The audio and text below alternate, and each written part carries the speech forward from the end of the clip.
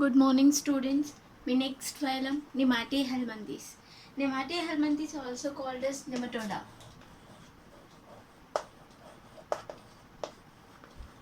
And are also called as husk helminthes.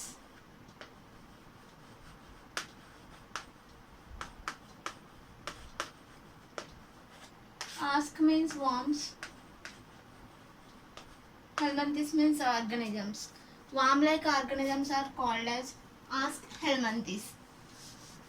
నిమిటోడా ఫైలంలో ఉండే అన్ని organisms వామ్ like స్ట్రక్చర్స్లా ఉంటాయి అండ్ రౌండ్ స్ట్రక్చర్ కలిగి ఉంటాయి. సో అందుకే వీటిని రౌండ్ వామ్స్ అని పిలుస్తాం. ఇవన్నీ పారాసిటిక్ నేచర్. వీటి బాడీలో ఎటువంటి సెగ్మెంటేషన్ అనేది ప్రెజెంట్ అయి ఉండదు. వీటి బాడీ మొత్తం ఈక్వల్గా రౌండ్గా ఉంటుంది. లైక్ ఎగ్జాంపుల్ మనం ఆస్కరిస్ చూసుకున్నాం అనుకోండి. ఆస్కరిస్ బాడీ ఇలా రౌండ్గా ఉంటుంది ఈక్వల్గా పైనుంచి కిందికి అండ్ ఎటువంటి సెగ్మెంటేషన్ అనేది ప్రెజెంట్ అయి ఉండదు. అంటే ఈ ఆర్గానిజమ్స్లో బయోలేటరల్ సిమెట్రీ అనేది ప్రెజెంట్ అయి ఉంటుంది. అంటే ఈక్వల్ పార్ట్స్ వస్తాయి. అండ్ ఇవి triploblastic animals. What is the mean by triploblastic? దీని జర్మల్ లేయర్స్లో 3 లేయర్స్ అనేవి ప్రెజెంట్ అయి ఉంటాయి. Ectoderm, endoderm and mesoderm. And ఈ 3 లేయర్స్ ప్రెజెంట్ అయి ఉండడం వల్ల ఏంటి యూజ్? ఆర్గన్ సిస్టమ్ కూడా డెవలప్ అవుతుంది. సో ఫస్ట్ ఆర్గన్ సిస్టమ్ అనేది ఈ ఆర్గానిజమ్స్ నుంచే డెవలప్ అయింది.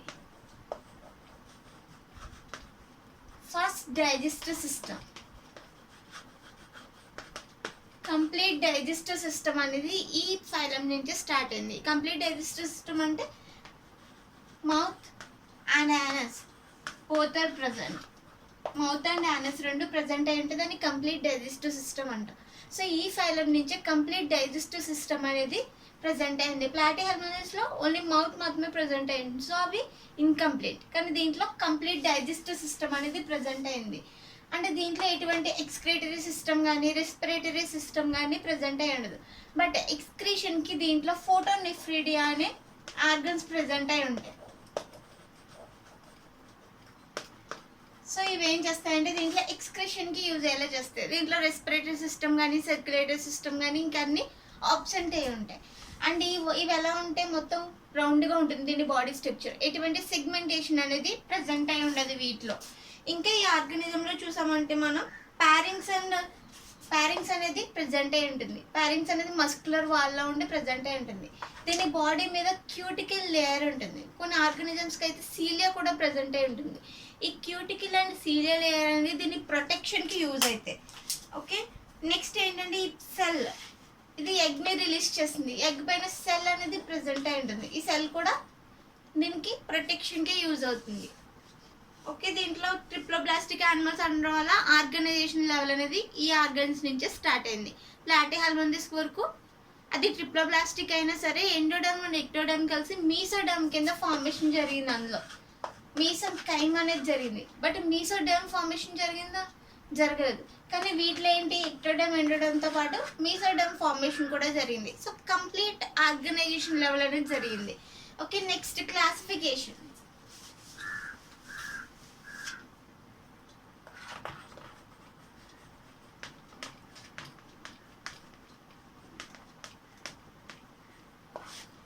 నెమాటోహెల్మింథెస్ అనేది మెయిన్ 2 టైప్స్ కింద క్లాసిఫై చేయబడింది. అది ప్లాస్మిడ్ అండ్ ఏపాస్మిడియా.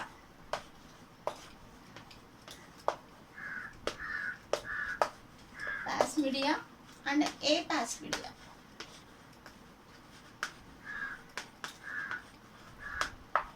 సో ఇది క్లాసిఫై ఎలా చేస్తారంటే దీంట్లో సెన్స్ ఆర్గన్స్ అనేది ఏవైతే ప్రజెంట్ ఉన్నాయో దాన్ని బేస్ చేసుకుని వీటిని క్లాసిఫై చేస్తారు. లైక్ ఇప్పుడు మనం ప్లాస్మిడియా చూసాం అనుకోండి. ప్లాస్మిడియాలో ఏంటంటే అన్ని సెన్స్ ఆర్గన్స్ ప్రజెంట్ అయి ఉంటాయి. అవి ఎక్స్టర్నల్ గాను అండ్ ఇంటర్నల్ గా బోత్ సెన్స్ ఆర్గన్స్ ప్రజెంట్. కానీ ఏ ప్లాస్మిడియాలో చూసాం అనుకోండి సెన్స్ ఆర్గన్స్ అనేవి ఓన్లీ ఇంటర్నల్ గా మాత్రమే ప్రజెంట్ అయి ఉంటాయి. ఎక్స్టర్నల్ గా ఎటువంటి సెన్స్ ఆర్గన్స్ ప్రజెంట్ అయి ఉండవు. ప్లాస్మిడియా ఫైలంలో చూసాం అనుకోండి మనం ఎక్స్క్రిటరీ సిస్టమ్ అనేది ఆబ్సెంట్ అయి ఉంటుంది. అండ్ కార్డల్ ఎడిసివ్ గ్లాండ్స్ అనేవి ప్రజెంట్ అయి ఉంటాయి. ఎక్స్క్రిటరీ సిస్టమ్ ఏమో ఆబ్సెంట్ అయి ఉంటుంది. కార్డల్ ఎడిసివ్ గ్లాండ్ ఏమో ప్రజెంట్ అయి ఉంటాయి. కానీ ఏ ప్లాస్మిడియాలోకి వచ్చేటప్పటికి ఏంటంటే కార్డల్ ఎడిసివ్ గ్లాండ్స్ ఏమో ఆబ్సెంట్ అయి ఉంటాయి. ఎక్స్క్రీటరీ సిస్టమ్ అనేది ప్రజెంట్ అయి ఉంటుంది. సో ఇంకా ఏంటంటే దీంట్లో పాస్ మీడియాలో బాడీని కవర్ చేస్తూ క్యూటికల్ లేయర్ ఉంటుంది, కానీ ఏ పాస్ మీడియాలో బాడీని కవర్ చేస్తూ ప్రొటెక్ట్ చేస్తూ ఎటువంటి క్యూటికల్ లేయర్ అనేది ప్రజెంట్ అయి ఉండదు. అండ్ ఇంకా ఏంటంటే పాస్ మీడియాలో చూసామనుకోండి మనం టిష్యూ వెల్ డెవలప్ అయి ఉంటుంది, కానీ దీంట్లో టిష్యూ అనేది అంత వెల్ డెవలప్ అయి ఉండదు. ఓకే, ఇంకా పాస్ మీడియాకి ఏ పాస్ మీడియాకి మెయిన్ డిఫరెన్స్ ఏంటి, దీంట్లో ఉండే సెన్స్ ఆర్గన్స్ని బట్టి దీన్ని డిఫరెంట్ చేశారు. ఓకే, నిమాటి హార్మోనిస్లో మెయిన్ క్యారెక్టర్స్ ఏమున్నాయి ఇప్పుడు, ఇవి ట్రిప్లోబ్లాస్టిక్ యానిమల్స్. సో 3 జెర్మల్ లేయర్స్ అనేవి ప్రెజెంట్ అయినాయి. ఇవి రౌండ్ వామ్స్, వీటి బాడీ అనేది రౌండ్గా ఉంటుంది, సో అందుకే వీటిని రౌండ్ వామ్స్ అని పిలుస్తాం. ఫస్ట్ డైజెస్టివ్ సిస్టమ్ అనేది ఈ ఆర్గన్స్ నుంచే స్టార్ట్ అయింది.